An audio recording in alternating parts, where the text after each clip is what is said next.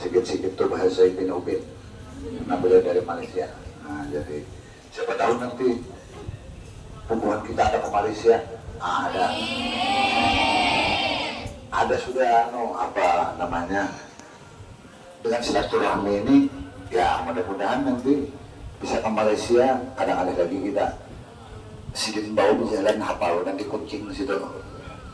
Nah, kucing barang dapur iwak bisa habis dapat kucing.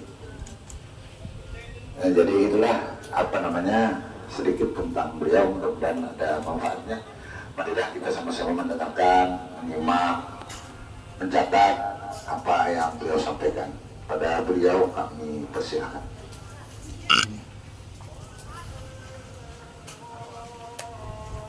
Assalamualaikum warahmatullahi wabarakatuh.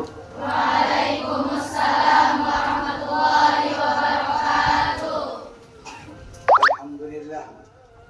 Wassalatu wassalamu ala Rasulillah wa ala alihi wa sahbihi wa man walah.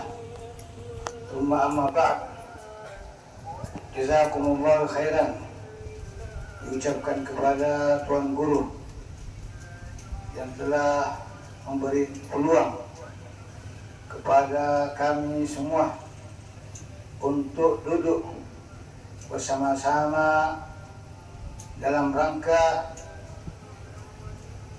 mensyukuri nikmat Allah Subhanahu wa taala dan dalam rangka menjalinkan silaturahmi di antara penuntut ilmu. Oleh dengan demikian disebutkan dalam azab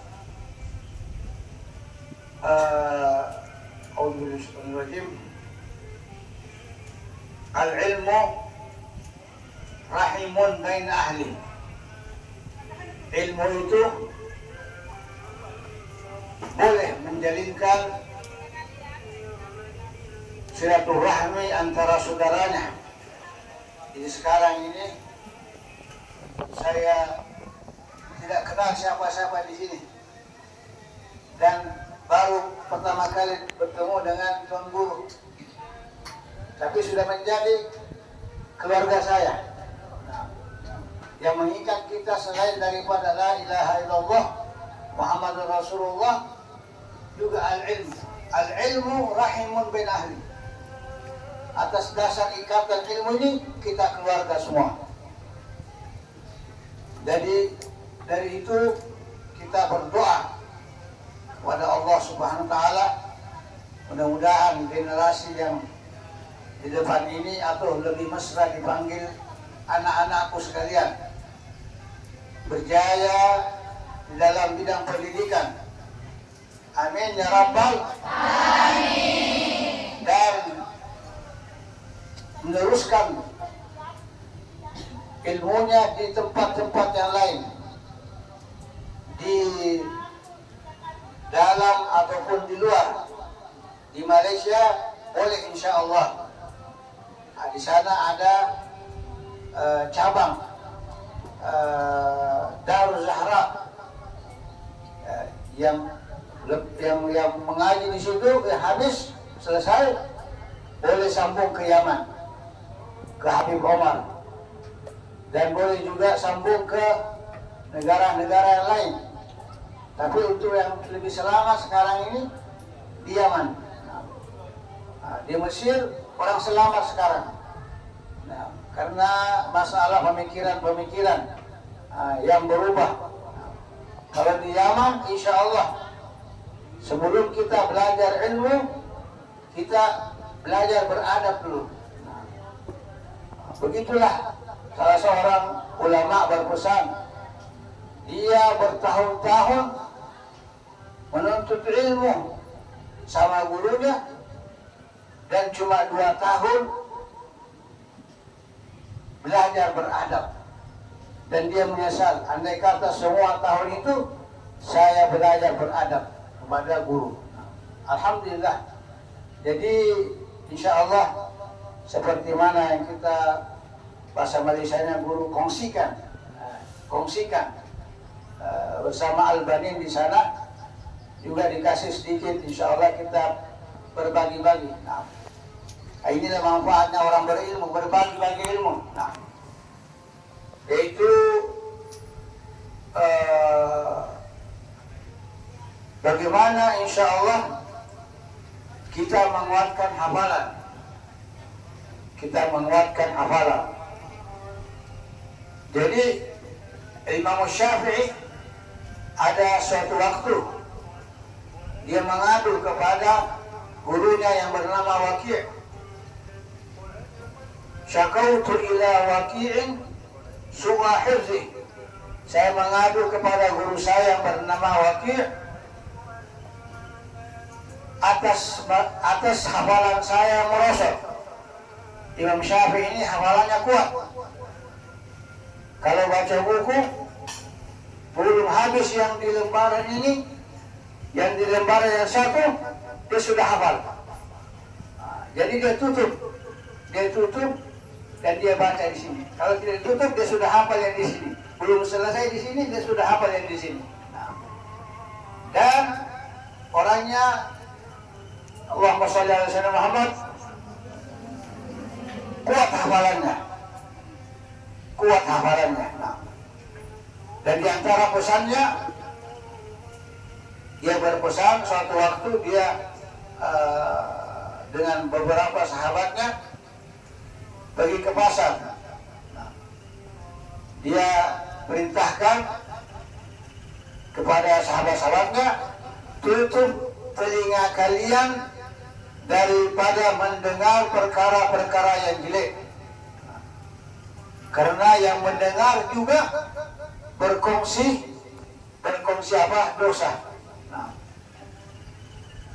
Itu sebab kita ini kadang-kadang ke pasar, kadang-kadang ke mall, bermacam-macam kita mendengar orang mencaci maki, mendengar orang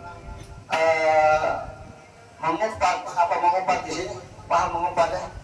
Paham, mengumpat, bicarakan hal orang lain dan mengadu domba orang lain, itu perbuatan semua. Kalau kita berikan perhatian, oh iya betul, begitu kan? Itu juga termasuk dosa. Jadi tutup telinga kalian, maksudnya jangan beri perhatian.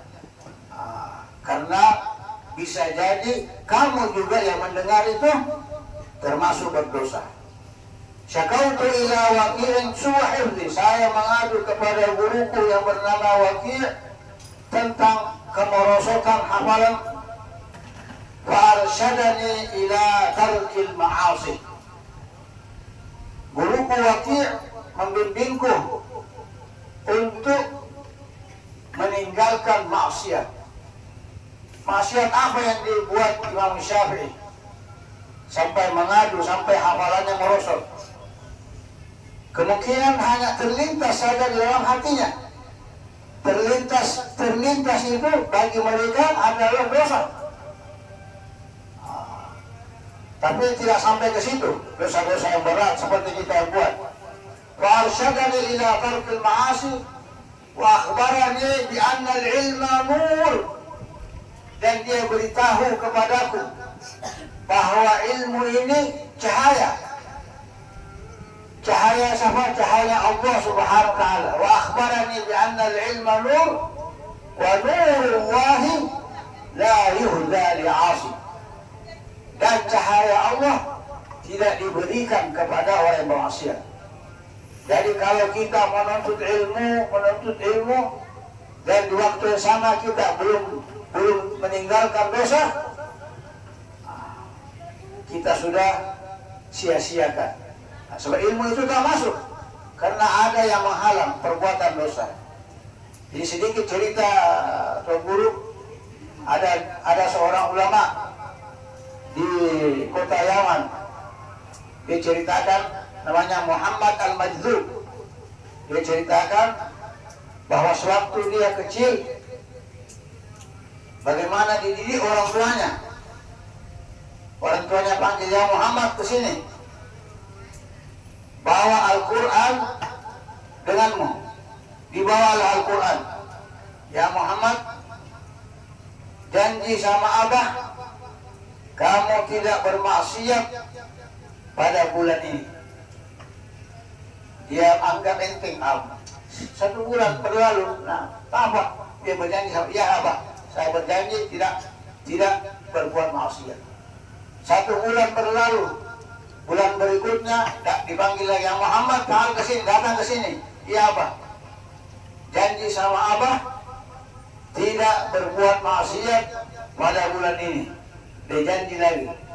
Begitu setiap bulan dipanggil, dia datangkan Al-Quran bersama. Sehingga akhirnya tidak ada sudah perasaan mau berbuat maksiat. Allah, karena berjanji dengan orang tuanya. Nah, dan idhafa ila dzalik, tambahannya dia dikaruniakan oleh Allah Taala dapat berkumpul, dapat berjumpa dengan Rasulullah sallallahu alaihi wasallam.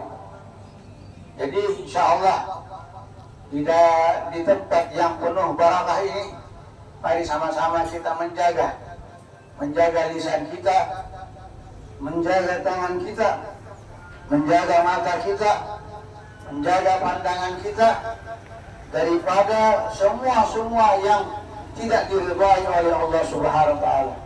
Amin ya rabbal alamin. Bismillahirrahmanirrahim. Alhamdulillahi rabbil alamin. Wa sallallahu ala sayyidina Muhammadin wa ala alihi wa sahbihi ajma'in. Allahumma anfa'na bima 'allamtana warzuqna 'ilman nafi'an wa qalban khashi'an wa 'amalan mutakabbalan wa rizqan halalan tayyiban mubarakan fihi. ونعوذ بك من علم لا ينفع ومن قلب لا يخشع ومن عمل لا يرفع ومن دعاء لا يستجاب له برحمتك يا أرحم الراحمين. Ya Allah, ya Tuhan kami, jadikanlah kami penuntut ilmu yang senantiasa ikhlas dengan menuntutnya. Rezekikanlah kepada kami ilmu yang bermanfaat ya Rabbal Alamin. Jadikanlah kami insan-insan yang mencontohi Sayyidatuna Khadijah Al-Kubra dan juga Sayyidah Fatimah Zahra dan juga istri-istri baginda yang lain. Allahumma kama jama'atana farihina salirina ghanimin fajma'na wa iyyahum fi al-fawzil a'la ma'al habibul Mustafa sallallahu alaihi wasallam.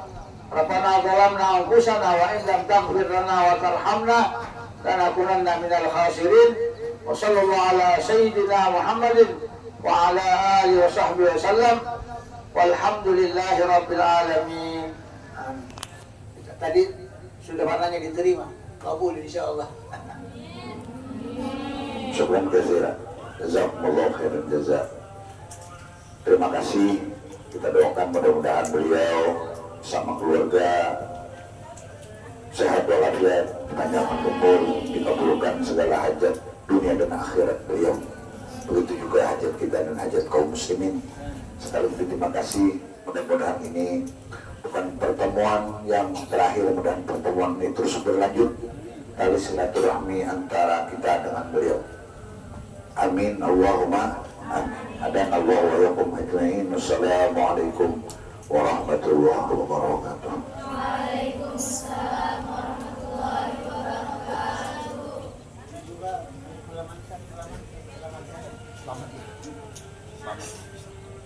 Selamat jalan. Selamat jalan sementara.